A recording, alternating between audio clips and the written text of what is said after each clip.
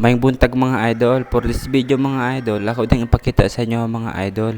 Ang katubang last time mga idol nga nagplaster mga idol nga akong gibidyohan. Katong labor lang mga idol pero may kaya siya mo plaster mga idol. Karon day mga idol, nagpatudlo na po siya mga idol kung paunsaon mga idol mag-tiles. Kaysa plaster mga idol, okay na siya mga idol, may na siya mutira mga idol, maong sa tiles na po siya mga idol. Karon mga idol, kung ma-approve na siya mga idol nga okay gihapon iyang tirada diri sa pagtiles mga idol, i-approve na niya ang position mga idol, mahimo na siya skill mga idol.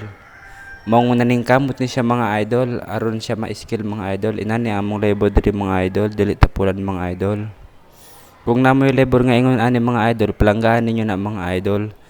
Kay maskin og labor na mga idol, dako gihapon nag-ikatabang sa tuwa mga idol. Diri ko mas nibilib sa mga idol sa dihang gipangutanan nako siya mga idol. Okay na ba? Okay lang ba di? Okay lang.